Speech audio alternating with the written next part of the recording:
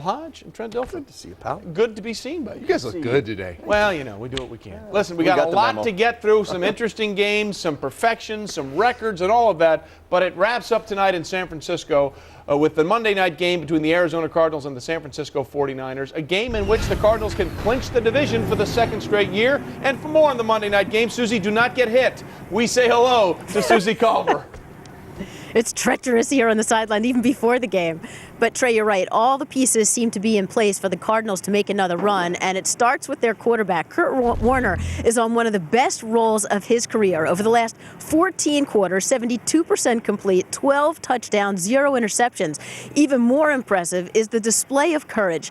Last week, he came back and outplayed Brett Favre and beat the Minnesota Vikings after sitting out the week before with a concussion. He said once you're in the game and you're taking the big hits, you're not really thinking about it. But leading up to the game, there was that fear of the unknown, and he did use the word scared because there's no definitive answers about concussions. He said that win was huge, and now tonight they can clinch. With more on the team that can stop them, here's Michelle Tafoya.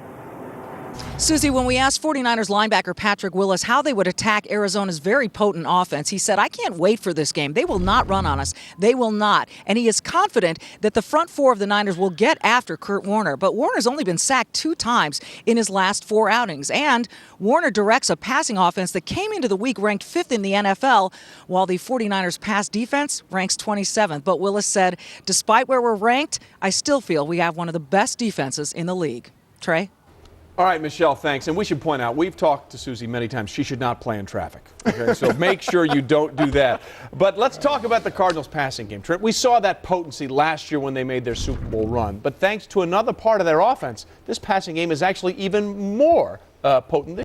Exactly. Patrick Willis says they're not going to run on them. Well, they better be careful what they hope for because they may not run on them, but they will play action pass on the 49ers tonight. This has become a staple of their offense because they've shown the threat of running. And look what it does. Just a little ball fake. Now the Seattle Seahawks' eyes are in the backfield. Anquan Bolden, free run into the secondary. Too much space because of it. Cheap chunk yardage. You're going to come up. You're going to load the box as you think it's a run situation. Back 8 yards deep. This is run all the way. Well, that's Larry Fitzgerald one-on-one. And let me tell you something about Larry Fitzgerald one-on-one. It is stealing. You cannot cover him one-on-one with any corner in this league. He will eat you up. That's what happens because of play action. Downhill run threat. This looks like run to the Indianapolis Colts. What do? They stand up and negates this great pass rush. They're not rushing the passer. Their eyes are in the backfield. Now Kurt Warner scans the field, gets to his 3rd receiver, gets another chunk yardage play. The play action pass, an incredible weapon for the Arizona Cardinals, Trey. No question about it. And one thing we've also seen from this Arizona Cardinals team is that their defense is coming on strong. They've been so physical in the last couple of games. Well, there's no question about that. And the 49ers have got to be very, very careful tonight. You know, how you break down a team, you could look at the last 4 weeks and how they've played. The San Francisco 49ers, you're going to hear numbers like this from Coach Gruden and Jaws tonight in the passing game. 70 to 75 to 68% of the time they're throwing the football. They have no balance. They have Gore, an amazing run in the backfield. They do not run the football. It is about spreading it out and throwing it. If that happens tonight, I would expect the Cardinals to play the Vikings, or the way they played to the Vikings. They're going to take away the middle of the field. They're going to rush 3 at times during the course of this game. When you think of their matchup guy, it's Vernon Davis. So you're going to flood the middle of the field where Vernon Davis makes and creates the most damage, although he plays on the perimeter at times. And then when you can get pressure with just 3, this gives you a luxury to drop an extra defender, not 7, but 8 guys. Again, rushing 3, take away the middle of the field. They did that because of Percy Harvins. They negated him. Tonight, you'll try to take away a Vernon Davis in the passing game. And if the 49ers stick to that 70+%, it is going to be very, very hard to win this game. And keep in mind, with that 70%, you would like to see like 28, 29, 27 points. They're getting like 17, so they don't get a lot of points, even though they're throwing it a lot. They did win the first matchup of the year, but right now these two teams are going in completely. And they ran the ball, that's too, right. in that matchup. And they're going in completely different directions. Yeah. Arizona has won 4 of their last 5. The Niners have dropped 6 of their last 8. We're just getting warmed up here on NFL Primetime. When we continue, Fly, Eagles, Fly is the song they play at the Link, and they sure did it for a second straight time, including Andy Reid all over the Giants. The Chargers and the Cowboys played true to form to what both teams do in the last month of the season.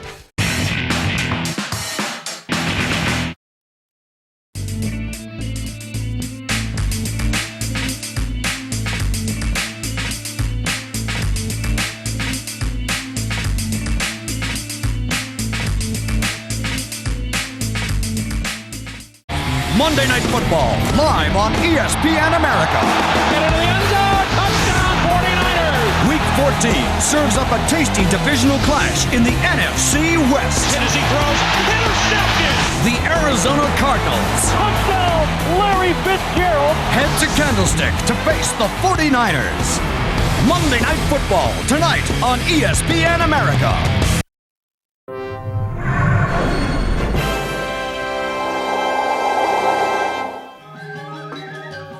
In a land surrounded by colourful sights and proud history, its people share a connection to the land and they like to express it in various forms. One of the biggest events in Madeira Island is its annual bull race. This celebration gives tribute to the beasts of burden that makes man's connection to the land possible.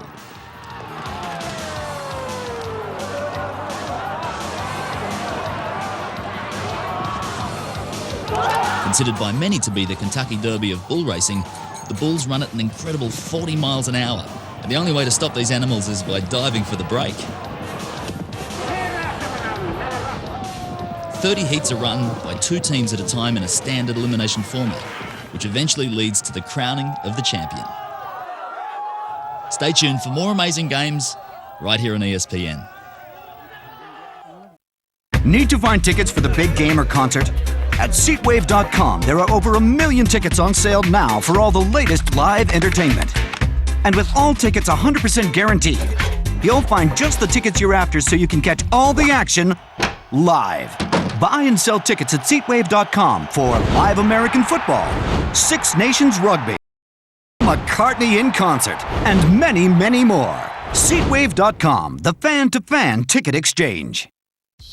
Over the past few years, Donovan McNabb took more hits on the field and in the media as he transitioned from a running quarterback to a pocket passer. But as the number of his scrambles went down, his completion percentage rose. Now, with a retooled offensive line and Deshaun Jackson leading the deepest receiving core of his career, the Eagles hope McNabb will have a career season.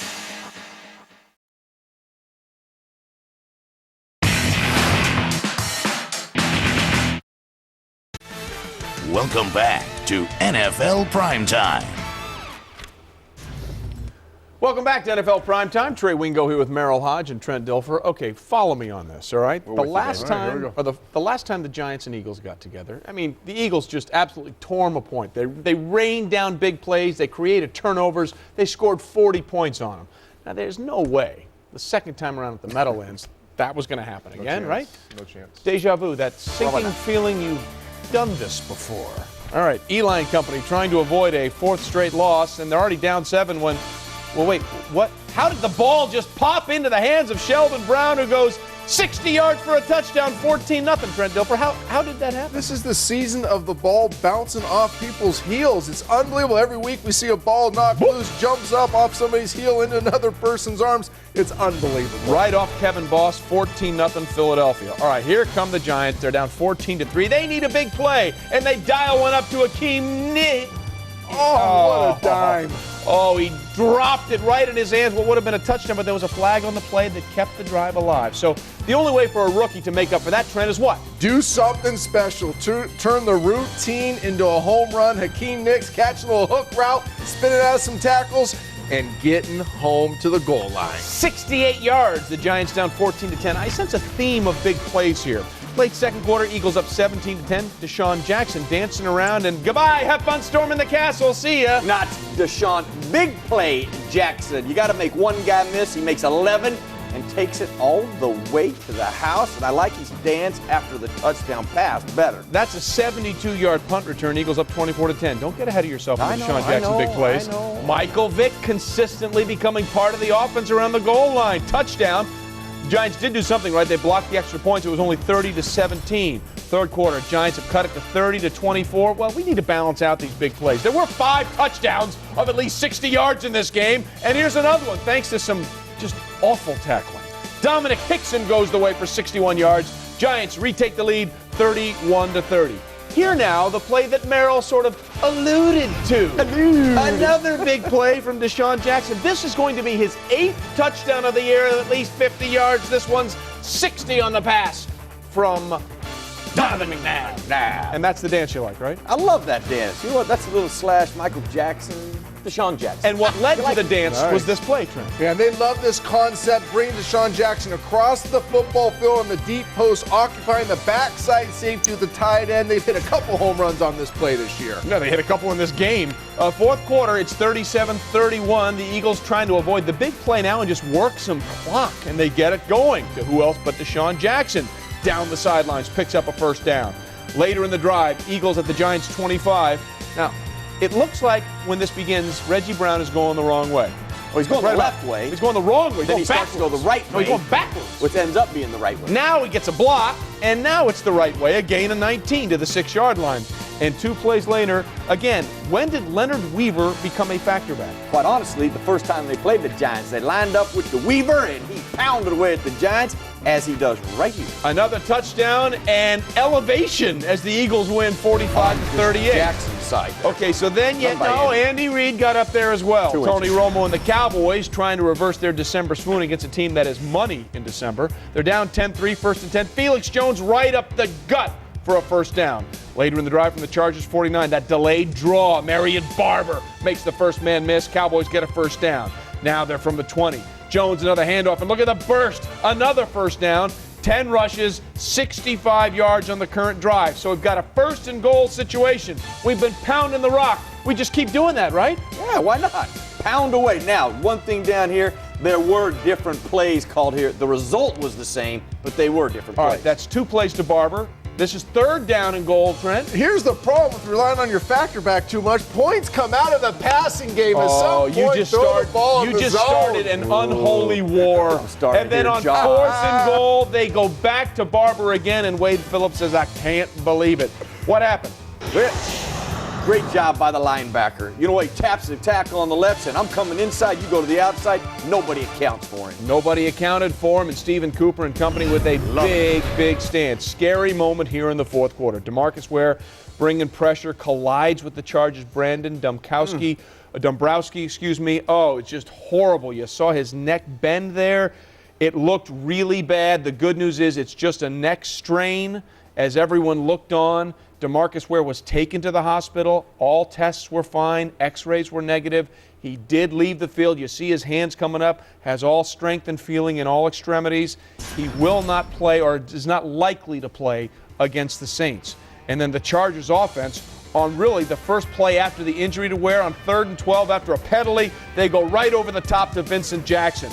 Right after they attack. Next play for the Chargers, Rivers to the matchup nightmare of Antonio Gates for a touchdown. The Chargers take the lead 17-10.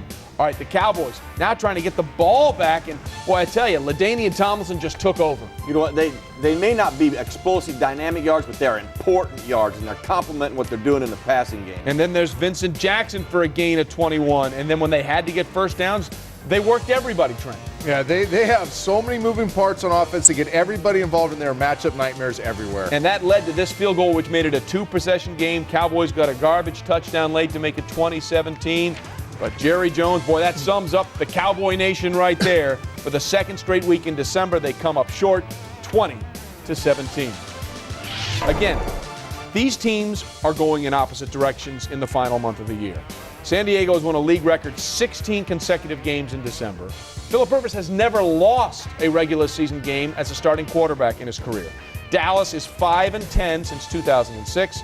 The Chargers haven't lost a December contest since dropping their final 2 in the final 2 games of the Drew Brees era in San Diego in 2005. You know, when it comes down to it, Trent, you look at this game, the Chargers did what they do in December, and the Cowboys did what they do. They played just well enough to lose. Yeah, the Chargers do a great job of finishing. Now, they got a lot of offensive weapons, but they finish off drives. They finish off football games. They do it because they are a matchup nightmare for anybody they play. It starts with the vertical passing game. This is a team that lays its head on pushing the football down the football field. Phillip Rivers, pin in the secondary. This is good coverage by the Dallas Cowboys now. You got a safety over the top. You got a corner running with the receiver. But Phillip Rivers' ability to put the ball in spots on the football field that only he can opens up so much room for this offense to work. Now you have Antonio Gates eating up the middle of the field, matching up on linebackers and safety. You cannot play him that way. And then what does that do, as Merrill alludes to? They now have some efficiency in the run game. LT's feet, looks like he has great foot energy. He looks alive back there. And Merrill, the Dallas Cowboys had no answers for any of the matchups they faced with the San Diego Chargers. You know, I don't think there's any question that, you know, and if you look and compare the Dallas Cowboy offense to all the things that you just mentioned, there's a couple things San Diego does well that the Cowboys are struggling with. Trent just mentioned the vertical passing game, and then the consistency with the offense. That's what San Diego does so well. When you study the Cowboys, you know, 1 week it's going to be they're going to pound the wall at you, and then the next week they're going to put in Tony Romo's hand. There's a couple things that's very evident as I study this Cowboy offense that they struggle with now. It's the reason they're struggling in December. And if they're fortunate enough to get in the playoffs, they will struggle in the playoffs. They have no vertical element to their passing game. It is not consistent. If you're out there looking at stats going, well, they get a lot of big plays. Those are short passes. The wide receivers turn into big plays. When you talk about lifting the Stretching coverage, the field, it is not there. And when you think of the consistency that Tony must play in, it is not there. And even the running game, as good as it is not consistent. And until all three parts come together, they will continue to struggle. Well, the other issue for them is their sum total is not equal to their parts. In other words, they march up and down the field all the time. They rack up yardage and yardage and yardage. They don't get points and they don't finish. They shoot themselves in the foot so many times with penalties. And oh, by the way, they get to play the Saints Saturday night as they continue their run at season perfection. Here is the standings in the NFC East. At one point, it could have been a three-way tie, but the Eagles have a one-game lead over the Cowboys. But keep in mind, these two teams play each other Week 17, and the boys have already defeated the Eagles in Philadelphia this season. As we said, Dallas now goes to New Orleans Saturday night. As for the Giants, their next game is Monday night on ESPN against the suddenly tough Washington Redskins. When we continue on NFL Primetime, Deshante Shanko and everybody wanted to know, Brett Favre and company, we're okay. Had a little blip, but Adrian Peterson is back to being Adrian Peterson. And Ryan Grant got off to the kind of start against Chicago every running back wants to.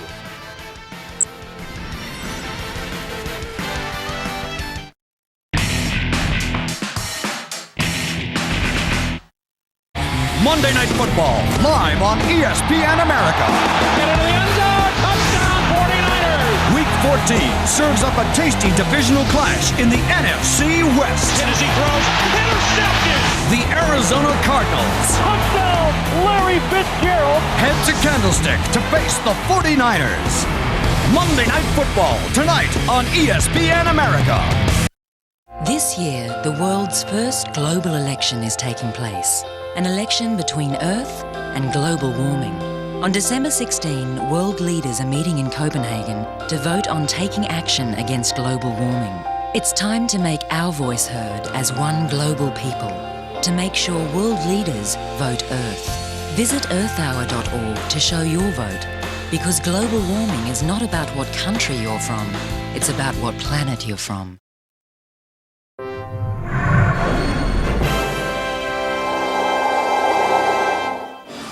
What do you get when you combine a good welder, 3 trashed cars, and 2 people looking for danger?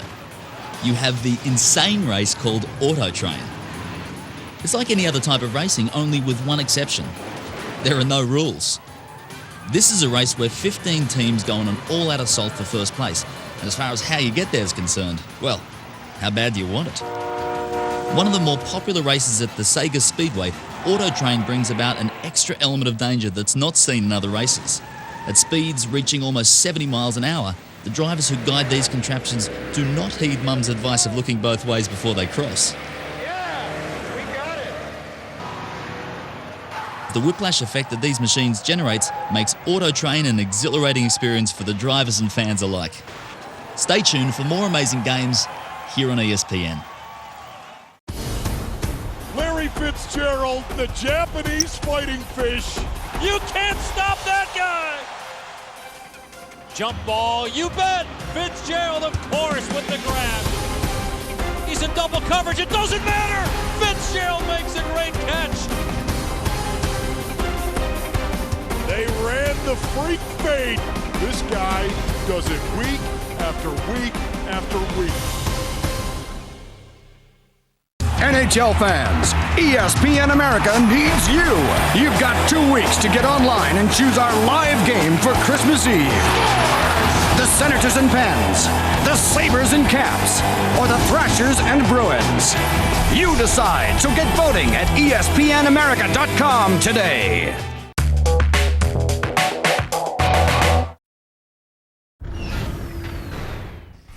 Welcome back to Primetime. I'm Michelle Tafoya in San Francisco with this team report. Well, who can forget Mike Singletary's head coaching debut with the 49ers? A 21-point loss to Seattle, punctuated by a post-game rant directed at tight end Vernon Davis, whom he'd sent to the showers early after a personal foul penalty during the game. Well, these days, that same Vernon Davis is a team captain. He says he's grown up. He leads the team with 63 catches. He's tied for the NFL high with 10 touchdown catches, which is also a 49ers single-season record for a tight end. And Trey, now, Singletary calls him a great guy, a great example of what a 49er should be. Primetime rolls on with the Cincinnati Bengals in Minnesota to take on the Vikings. Minnesota looking to bounce back from a less than stellar effort against the Arizona Cardinals. Adrian Peterson coming off a rough week, 13 carries for only 19 yards. Yeah, that didn't happen again. Well, because it was self-induced Monday night. Not this case. I think Minnesota reevaluated themselves. Everything must go through 28. Well, not only on the ground, but as you said, through the air. Well, far pitch to Peterson, takes it for another first down, 28 yards on the catch. He's extremely versatile. We forget that he can catch the ball as well and not a bad route runner. And then that's easy for you to say. I know. Then Brett Favre to Sidney Rice for a touchdown, who has been explosive with Brett Favre as his quarterback. Vikes up 10-0. Oh, by the way, that also opens things up, Trent, for somebody like, Chester Taylor. Absolutely. Brett Favre did a great job in this football game, just taking what the defense gave him and hitting receivers in stride so they can get the yak. That led to 26 yards after catch. There was nothing else. A few plays later, Favre this time to Chester Taylor, and Chester Taylor rips off 17 yards, gets it down inside the 10-yard line, and then on 3rd and goal, you give it to the cashier. Oh, the cashier up and over like Walter Payton used to do. Will be there. You think of him and Chester Taylor? What a luxury. Peterson comes on, Taylor goes on. 23-7, they're up.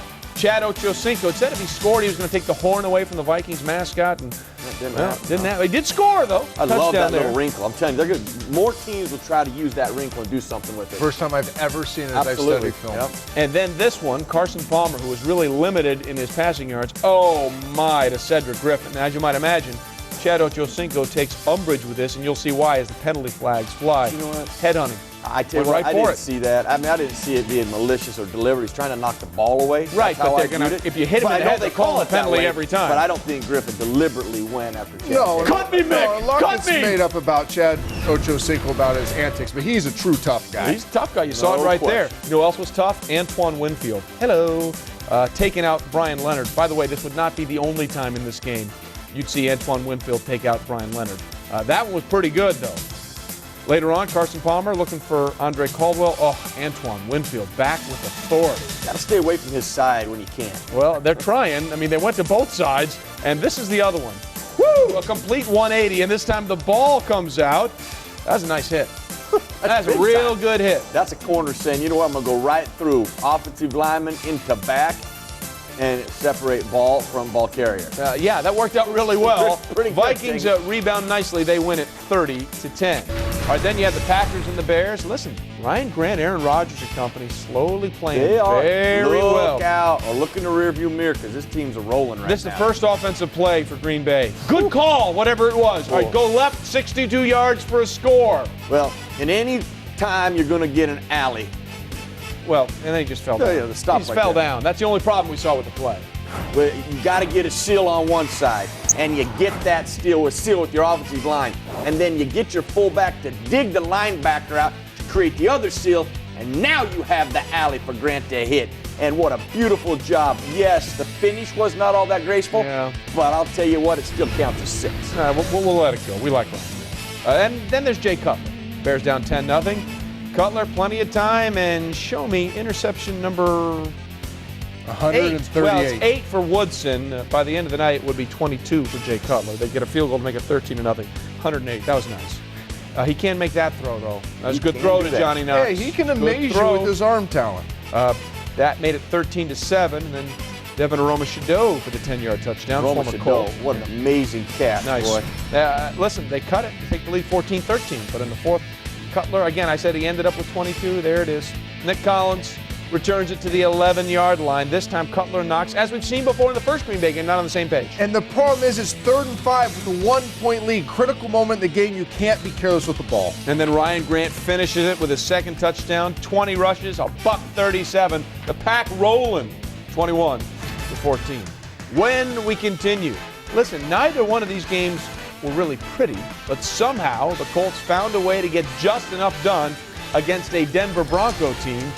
And the Saints, just like the Colts, got out to a very big lead and suddenly had to hang on for dear life to keep the streak alive.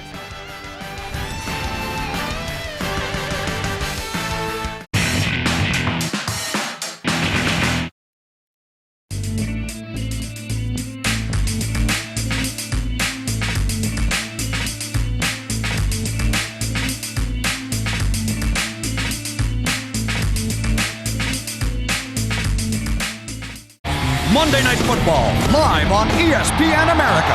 Get into the end zone. Touchdown 49ers. Week 14 serves up a tasty divisional clash in the NFC West. Tennessee throws.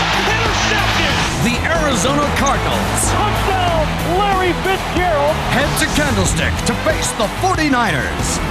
Monday Night Football, tonight on ESPN America.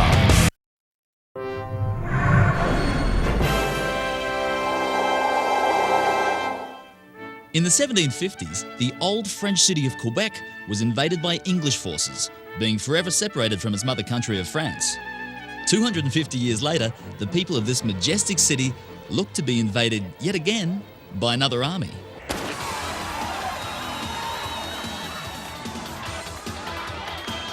The Unicycle Olympics is one of the most picturesque events to take place in the Canadian city as athletics, aesthetics, and a circus-like atmosphere come together.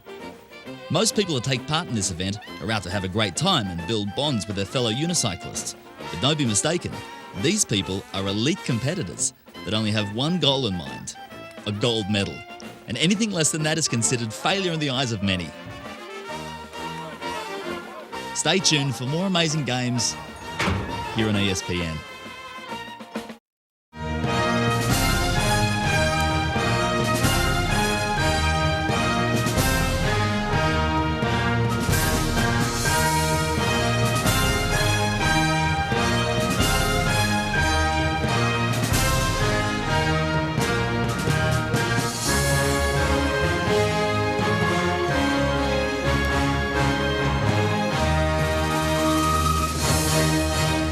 NFL on ESPN America.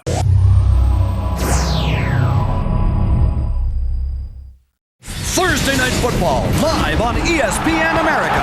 He did it again. They ain't so, Bob. Touchdown in Jacksonville for an AFC divisional rivalry that will sort the men from the boys. Manning, here comes the pressure. Throws the end zone. Touchdown, Reggie Wayne. The Colts take on the Jags. Touchdown! Touchdown, Jaguars! Live NFL Thursday night on ESPN America.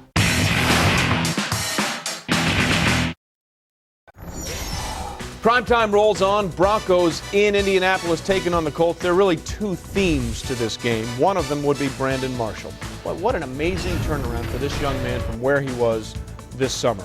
Went from me to team. Yeah, from picture of a malcontent and everything else was just going wrong. Boy, he's turned it around. Here on 3rd and 5, makes a nice move, picks up 23 yards. Later in the drive, it's again 3rd and 5. Kyle Orton says, look, if you can't cover him, I'm going to keep throwing it. Back shoulder, 8 yards and a first down. 3 plays later, 3rd and 4. Well, technically, even when they can cover him, that's also true. Yeah, that's true. Like, whatever. At 10 receptions and 109 yards at the half, Broncos down 21-7. Fourth quarter, Broncos driving. Stop me if you've heard this before. They're going to Brandon Marshall. That's his 17th catch. Well, you know, if he's got 17, I'm pretty sure he can make 18. Yeah, they had him. 18 catches. You got 18, you got to go 19, right? Absolutely. He sure can make a quarterback look really good. Yeah, it's there. And that, by the way, that one tied the NFL record with a 20 reception game.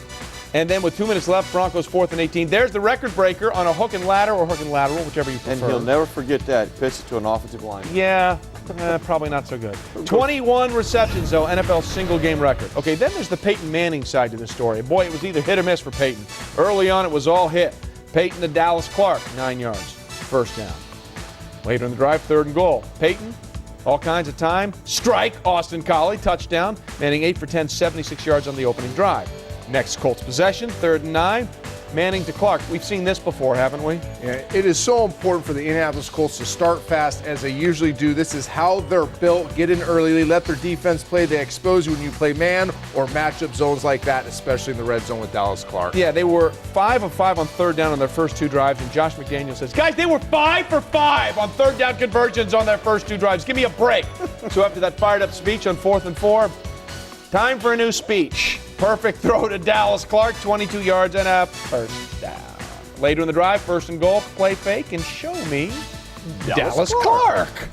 Clark, 5 receptions, 43 yards, 3 touchdowns, a career high. Okay, that was all the good, and then it just sort of went away, end of the first. Just went away, nowhere. Broncos did a nice job creating a little confusion for Peyton Manning. He wasn't quite as sharp in the second half, but because of the big lead he had early, it really didn't matter. Interception there by Brian Dawkins. Okay, and then this one, Darcel McBath picks it off. That's the good news. He's now out for the rest of the year with a broken arm. Manning 3 interceptions in this game. Never won a regular season game where he'd thrown 3 interceptions. That was so 2008, 2007. Yeah, whatever. This is 2009. At one point, he had missed 10 of 11 throws. And then he suddenly hadn't missed them anymore. When they needed the drive and needed to make throws, they made them. Big one to Austin Collie there. And then Peyton, one more time. Oh, just as he's getting smacked to Reggie Wayne. Come on. 20 yards and a first down. This was critical. 3rd and 1, Mike Hart. I messed it up. I got to get a first down. And he does. And let me nice, just tell you strong this. run. There is a sense of panic when you do that as a back. Yeah. And you do find a little more energy to get that first down. Hey, look at this. Dallas Clark with a touchdown. Who's that guy? 44. 4 touchdowns for Peyton to offset 3 interceptions. 22 straight regular season wins. Started great, then did not finish so great, but they had just enough. Not only do the Colts set a league record with their 22nd consecutive regular season win, they also set a mark for the most wins in any decade. It was the Colts' 114th victory in the aughts, and also the only game they've ever won where Peyton Manning has thrown at least 3 interceptions. Okay, so they did their part. Then we have the Saints trying to go to 13-0 in Atlanta, in really an elimination game for the Atlanta Falcons at home. They got to get something done. Stop me if you've heard this before. It's a good drive at the end of the first half for Drew Brees and company. Rolling out, and there's Jeremy Shockey with a catch. And then Drew Brees rolling out, and there's another catch by Devery Henderson. And this time, plenty of time, dumps it off to Pierre Thomas. Boy, Trent, they just work it at the end of the half. Yeah, equal opportunity offense. Everybody's involved. That's why they're able to score points at the end of every half. Marcus Colston there with a touchdown. It's like you knew what was coming as we go inside the numbers. And once again at the end of the half, 9th time in 13 games, they have managed to score within the final 2 minutes of the first half. The most points of anybody by far over the Eagles and the Colts. Okay, so that was one part of this. And then you look at what's going on for the rest of the game. 3rd and 19. It's 3rd and 19, Merrill.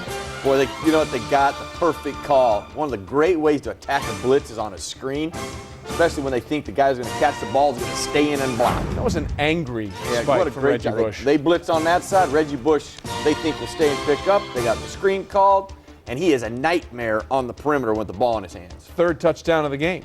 All right, Mike Smith says that can't happen. Chris Redmond, who played admirably, filling in for Matt Ryan. Very much so. Nice throw here to Michael Jenkins right over the top, beating Darren Sharper there for a 50-yard touchdown, 23-16. Under 3 to play, 3rd quarter. Redmond, little play fake, little waggle. Roddy White picks up 14 yards.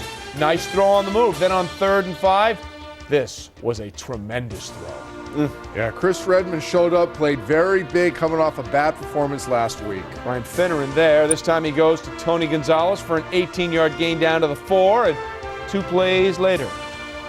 Redmond to Jason Snedley. Playing for the injured Michael Turner. He goes in, game now tied at 23. New Orleans looking to answer on 3rd and goal. Brees to Pierre Thomas. By the way, it's 3rd and goal from the 20. So there had to be some things going the wrong way there. You don't want 3rd and goal from the 20. It's a tough situation. Mike Smith, held to a field goal, 26-23.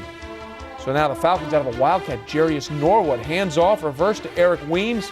That didn't work. Oh, Atlanta. Didn't you watch the Saints play the Dolphins? That didn't work. They did the cat blitz on it and blew it up. And then to compound that not working, very next play, Jonathan Vilma picks off Redmond.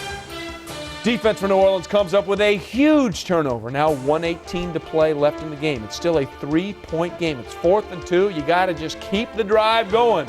Redmond to Snelling, and Vilma comes up huge again. You talk about a guy who understands the down and distance. He'd been burned on this play before earlier in the game, was not going to be burned. A critical play for the Saints defense. He's done it 2 weeks in a row. And they matched the Colts 13-0, 26-23. Okay, let's play where do the losses come from. Colts and Saints both have 3 games remaining to complete a perfect regular season, provided everybody plays throughout the entire contest. Exactly. By number, the Colts have the tougher schedule with 2 games against 7 and 6 teams, Jags and Jets, and Buffalo in early January. Brisk. As for the Saints, their toughest game should be against the Dallas Cowboys. They still have the 1-win Bucks on their schedule. Guys, and now that we're there, because the Colts have locked down everything. They've locked down home field advantage. They cannot leave Indianapolis. The AFC's going through them. Saints are not there yet. But does it matter, in your opinion, Trent, that one team has it all locked down and one team doesn't, how they should play these final 3 games? It makes no difference to me what their record is, what they have clinched to this point. You signed up to play 20 games as hard as you can play them, invest everything you have into them. Unless you are injured, not banged up, I believe the philosophy is to play your guys and try to win every football game you play. Now, you take the Colts, we know they're not going to do that. But history proves that, Merrill, that's not necessarily the right answer for the Indianapolis Colts. If you look at the past 4 Super Bowl champions, they've had to keep their edginess at the end of the football season. 3 of the last 4 had to play in the wild card round. People talk about injury and all that stuff. The bigger key is staying edgy and sharp at the end of the year. I'm on board with you because I think you got to stay mentally tough and sharp. It isn't about being physically healthy right now, because that's not going to happen until March or April, quite honestly. If you're not seriously hurt, I think you have to stay mentally sharp. Therefore, you play every game as hard as you can play. And I think you need a little perspective here. You know, the 72 Dolphins are the only team ever to go undefeated through the regular season and win the Super Bowl, okay? We saw the years ago, go undefeated, lose the Super Bowl. I think 16-0 is not as great now as it was a couple of years ago, simply because it just happened a couple of years ago. And we don't see the big hoopla. We're not following both teams. Yes, it's interesting, but at the end of the day, what did every player and every head coach and every staff talk about? Winning a Super Bowl. I guarantee you nobody said, let's go 16-0. They talk about winning a Super Bowl. Now, if you get 16-0 along the way, good for you. It's a perfect deal. First team ever in the history of the game to do it as far as the schedule where it is now. But I say mentally sharp, and you want to be in there with the same attitude you had during the regular season. They may not count down the stretch, but they matter. And by the way, Jim Caldwell taking a different approach already. He said at least for the Thursday night game in Jacksonville, his starters, if they're healthy, they're playing in this game to try and go to 14-0. When we continue on NFL Primetime, hey, the good news, Patriots played at home. They won a game, but there's still a little concern about some of the situations going on in New England. We've got that. And in Jacksonville, were there more Jags or Fins fans for a critical game in the AFC playoff picture?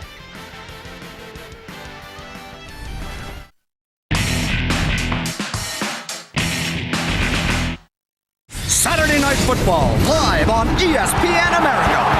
Wow, you can't execute any better than that. Week 15 delivers an early Christmas present as 2 NFC heavyweights go head-to-head. Oh, this will be fun. The Dallas Cowboys. 50, 10, 5, touchdown. Face the New Orleans Saints. Touchdown.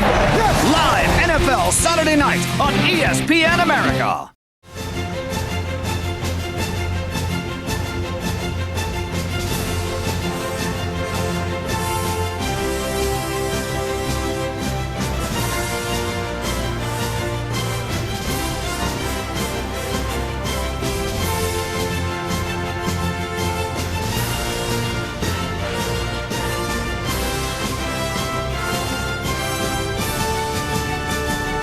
NFL on ESPN America.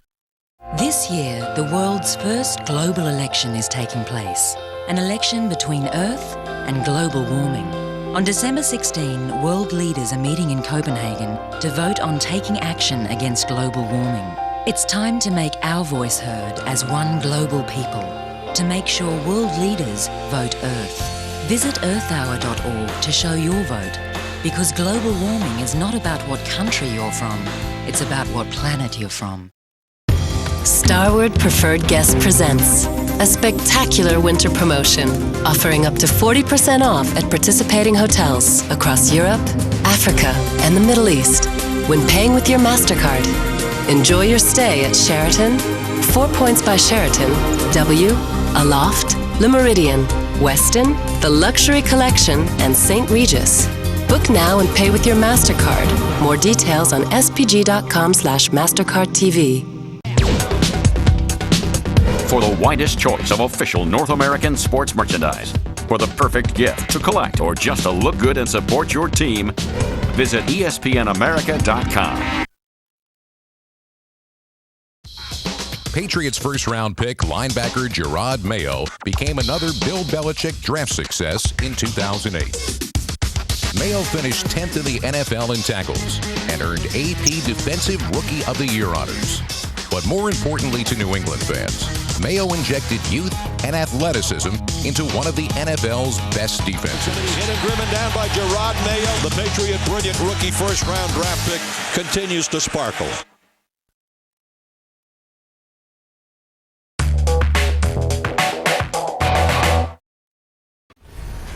Primetime rolls on. Patriots-Panthers, an interesting day and a big topic of discussion.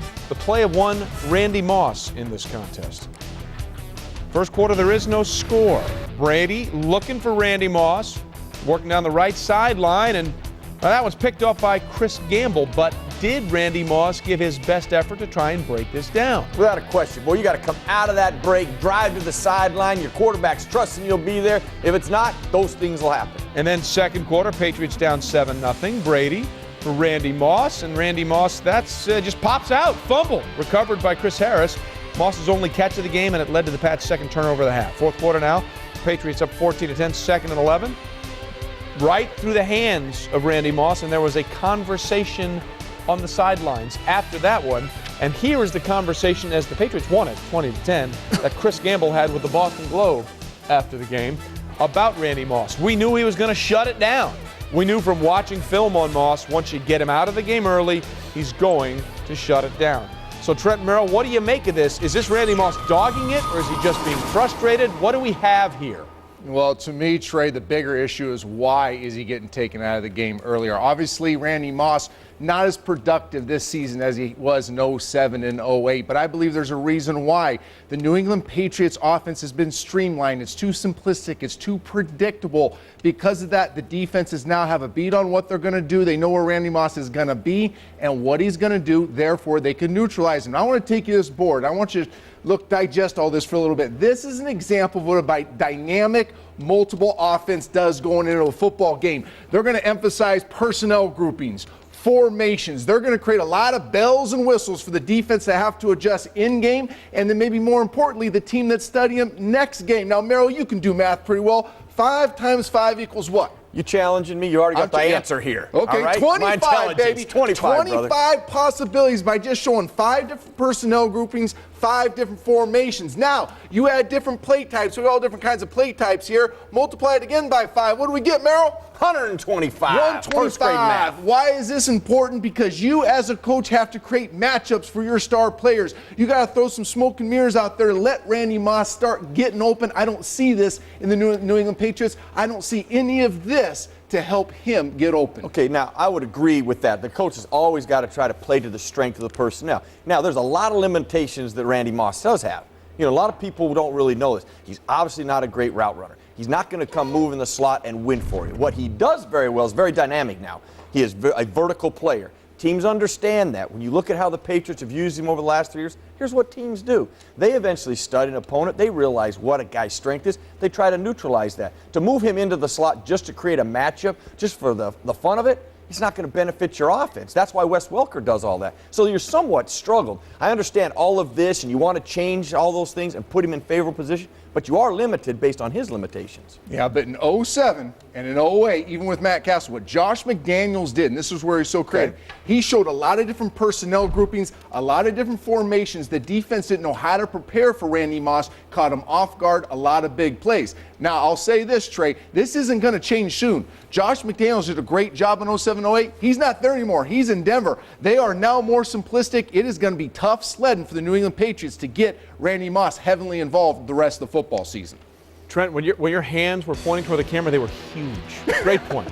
Listen, there was no debate about the effort of Wes Welker in this contest. How about this? Third quarter tied at 7, started on their own 4. Wes Welker, bang, by Charles Godfrey for 6 yards.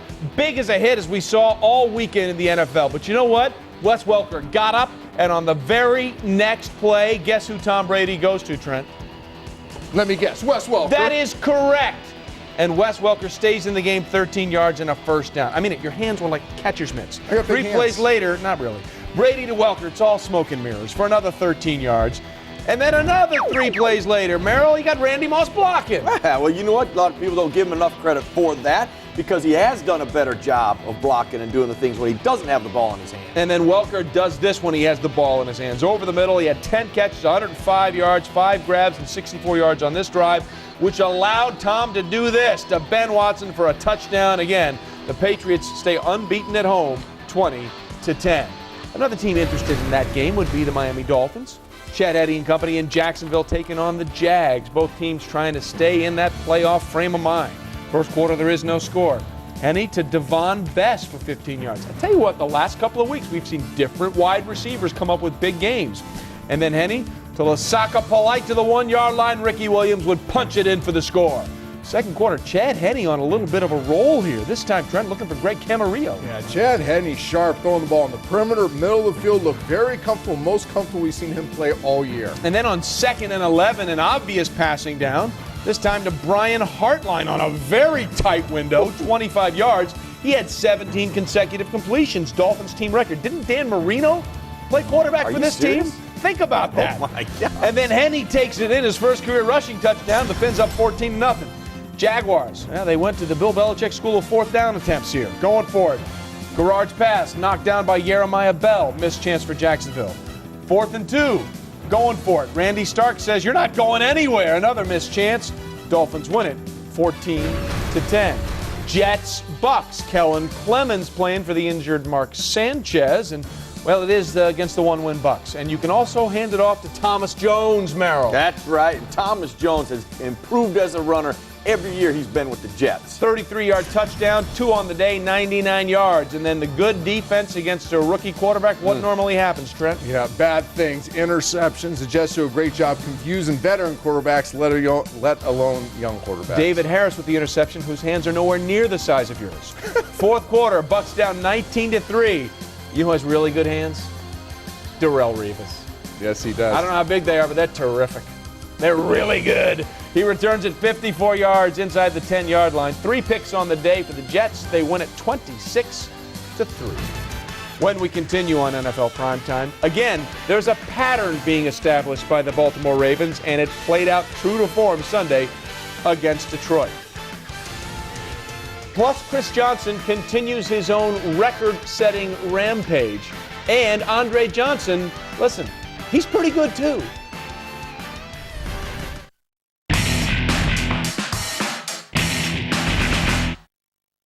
Monday Night Football, live on ESPN America. Get into the end zone. Touchdown, 49ers. Week 14 serves up a tasty divisional clash in the NFC West. As he throws, intercepted. The Arizona Cardinals Touchdown, Larry Fitzgerald. head to Candlestick to face the 49ers. Monday Night Football, tonight on ESPN America. Starward Preferred Guest presents a spectacular winter promotion offering up to 40% off at participating hotels across Europe, Africa, and the Middle East when paying with your MasterCard. Enjoy your stay at Sheraton, 4 Points by Sheraton, W, Aloft, Le Méridien, Westin, the Luxury Collection, and St. Regis. Book now and pay with your MasterCard. More details on spg.com/MasterCardTV.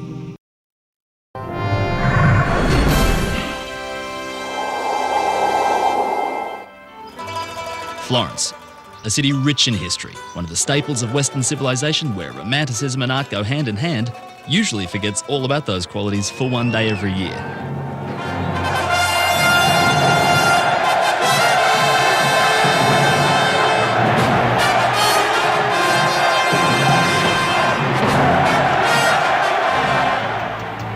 Steeped in almost 500 years of tradition and described loosely as a mix between football and rugby, with a good dose of bare-knuckle boxing added to the mix, calcio storico is not a game for those who are squeamish at the sight of blood. It's a sport where, for 70 minutes, friends become enemies. Calcio storico can be traced back as far as 16th century Florence. At that time, several soldiers used this game to train for combat. The only rule was, and still is, that you cannot hit an unconscious player. Fair enough. Over the centuries, not a lot has changed in the way calcio storico is played. But then again, that's where the beauty in this bloody spectacle lies. As players do whatever is humanly possible to score against opponents who will do the impossible to stop them. The game is fairly simple. Score on your opponent's goal and avoid being scored in any way humanly possible. Did I mention bare-knuckle boxing? Defence in this match is also rewarded, as any attempt on goal that sails high results in a half point for the defending team.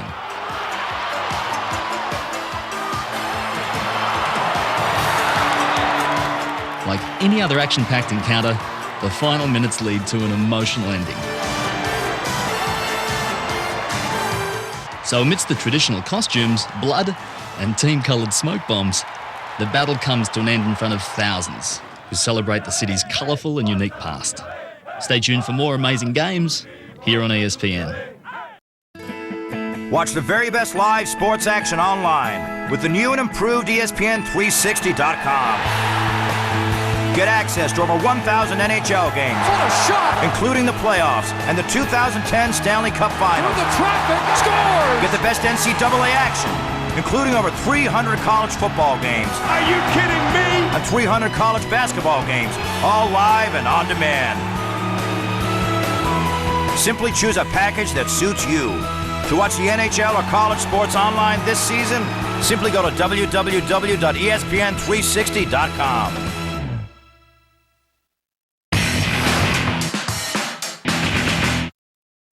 Yeah, let's do it. Since we're all here doing prime time. Lions, Ravens, Ray Lewis and company. Listen, they've alternated wins and losses. Wins and losses. Wins and losses. Wins and losses. Oh, Derek Mason. With a win and two Lions with a loss there on the attempted tackle. He goes 62 yards the other way, puts Baltimore up 10-3. Oh, you talk about Bang! keeping your feet, let the two defenders knock themselves out, and then the wherewithal to get it to the end zone. And he was shaken up. He stayed in the game. He hurt. Ray Rice gets better every week. What did he do in Rutgers? What did I love him when I put in tape on him? Leverage. And he breaks tackles. He's powerful. Because of leverage. Leverage. I mean, you name it, he did it. 59-yard touchdown. Feed the ball to him more and more. 219 total yards on 17 touches. And then if he's getting going, you know what else can go?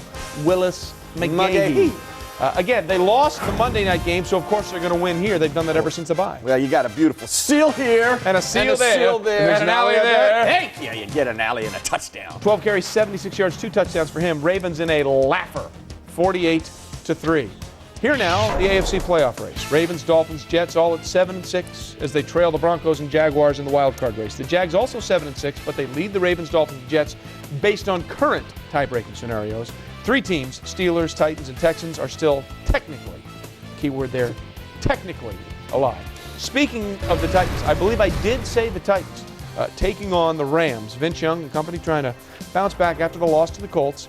Always a good idea if you want to bounce, give it to Chris Johnson. Goodbye. The most dynamic football player.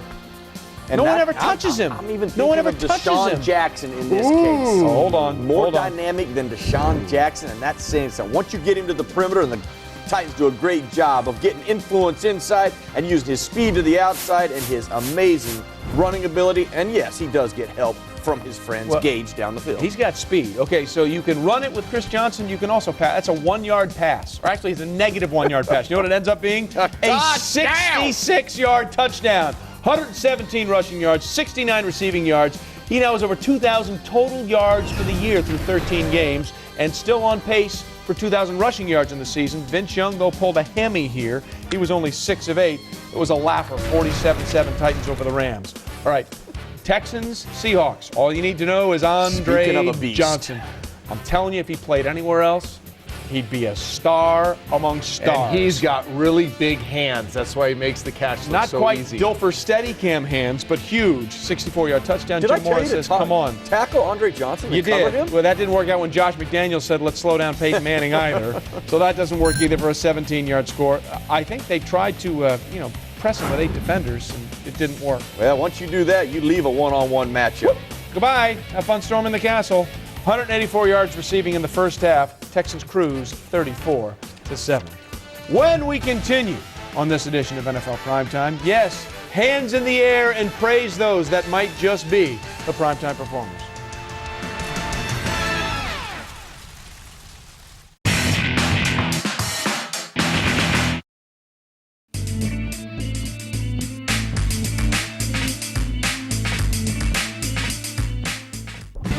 Sunday Night Football, live on ESPN America, kicks off with 3 super showdowns. And into the end zone. This time it is a touchdown.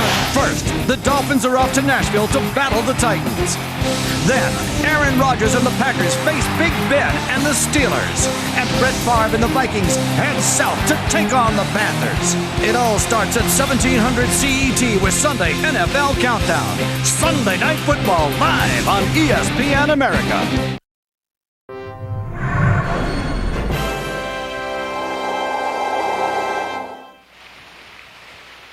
This is what the land offers the inhabitants of the island of Bali.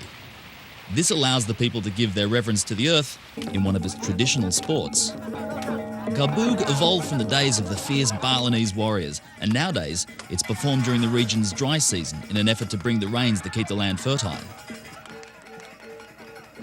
Garbug is a game of skill in which combatants must use dance-like steps during the fight. For the fight, each individual has a rattan spear and a shield made mostly of buffalo hide. Fighters are matched up according to size in order to make the fight even. There are 2 referees, 1 for each participant, and only blood from the head will declare the winner, as this will cause those much-desired rains to come this way. Stay tuned for more amazing games here on ESPN. That's as explosive as I've seen DeMarcus Ware. Wow. And you've seen him explosive before. Ware has come and got him. It's been a marathon for DeMarcus Ware, and he finally got there. Flushed out. Ware chasing. Ware grabbing. Ware sacking. Ware's coming, and Ware's got it. Ware's got it. 3 today. Hit, carried, gobbled up by DeMarcus Ware. NFL on ESPN America.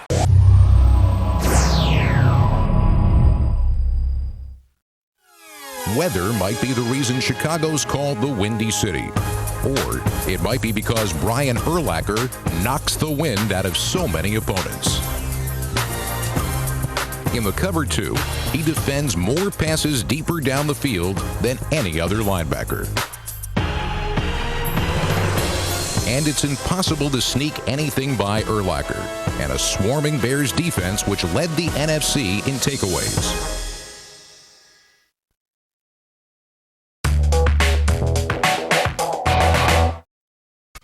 All right, here we go. Prime time performers. Who stood out? Trent Dilfer? Big hands, go. Deshaun Jackson, electric, dynamic, explosive, whatever you want to, however you want to explain him. I know he is really good, and he's a home run hitter. 6 catches, 178, 2 punt returns, 83 yards, and 2 touches on the day. Wow. Merrill.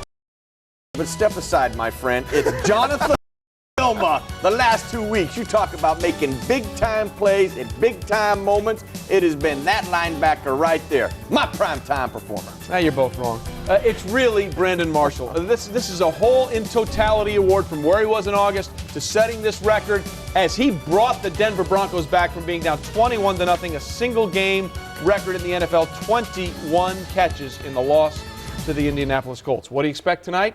The Arizona Cardinals can clinch the West again. You know, actually, I say this could be the ultimate statement game for the Arizona Cardinals as far as an elite franchise. If they go out and just hammer the 49ers, not just squeak by and beat them, hammer them. they will be one of the elite NFC teams. I don't think they will. The 49ers Always feel playing tough. very good about playing the Arizona Cardinals. Well, they won the first meeting, and that was in Arizona. Feel good. For Merrill, I'm Feel Trey. good. He's Big Hands. See you.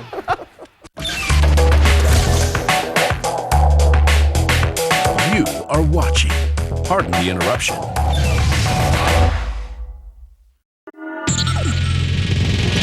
Pardon the interruption, but I'm Mike Wilbon. North Carolina coach Roy Williams had a heckler kicked